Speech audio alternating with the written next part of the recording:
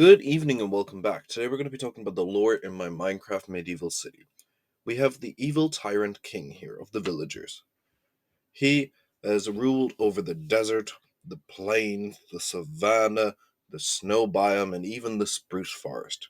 He has ruled for many years before any of us were even born. But in his rule, he always wanted to expand. His next idea was the jungle biome and the swamp biome, but the players stopped him, a new race to the world. People who had different ideologies than him. Now, he had control over the villagers, and he wanted control over the Minecraft player as well. He had access to the end, to the nether. But they made their own city, underground, an ancient fortress, and they had made a portal to a new dimension, untested. He decided to mess it up, and out came Skulk and Wardens, killing off most of the Minecraft players. And it added a disease into the world that affected the villagers, called the zombie plague. Him not having anything to do, he pushed his people into isolationism, making them all live in villages instead of cities. But some people fought back and said this was wrong, so he sent his iron golems to go deal with them. The people have been abandoned and left on their own for so long. He has passed away in the time since, maybe by the disease, maybe not. But wandering traders are starting to reconnect these villages, who have been separated for generations, finally having contact with one another. His ancient buildings have all now been decayed. His expansionary jungle temple, his desert temple, his end portals all gone, all because of one man's jealousy against another race. It has been over 400 years since the war between the zombies and villagers broke out. This is about the story of the people who live in this new land and who have decided to regain their freedom and to build kingdoms and empires of their own. Let's see how they're doing. Now we move on to my city. My medieval city, I have great plans for it. So the first thing I want to do is I want to put the main keep up here on this elevated platform. Keep it safe from invaders, and I think it'll look quite cool up here. Even though it's a villager city, I still want to keep it to the medieval style in a real world. So we're going to try and add some defenses. So if I go up here and I get the paint tool, I'm going to change it to red, and these are where my gatehouses are going to be. So up here, it's a nice little choke point. It'll be probably the best point for invaders who are coming in.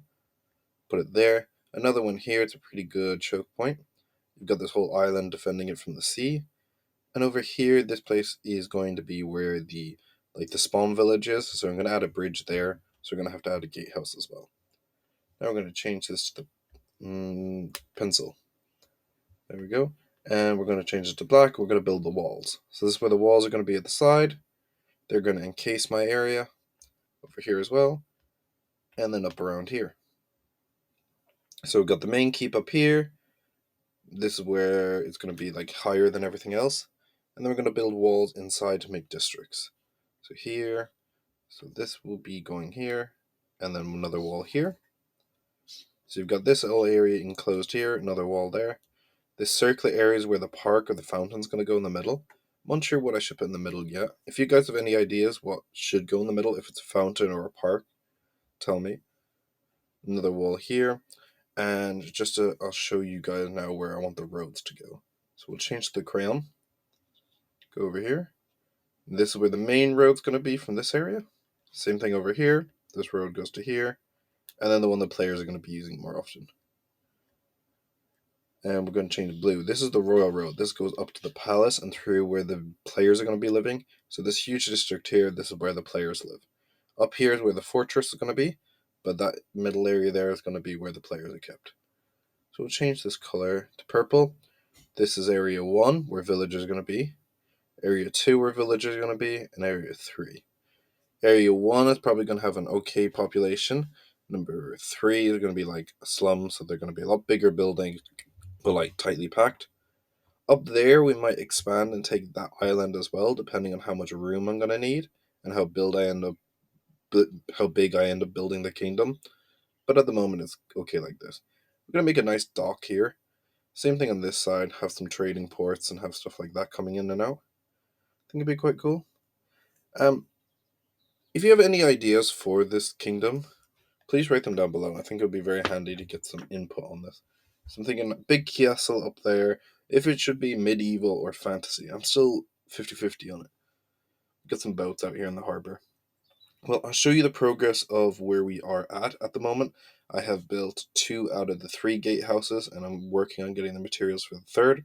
We're also trying to build a bunch of redstone machines because it's all done in survival. So I'll show you them now. Here's a few of the builds that have been made. We have the 2 gatehouses done. There's been an upgrade to the spawn village, and someone else has built their own village. I'm going to be showing all of that off now. I do hope you enjoy, and to see you in the next one.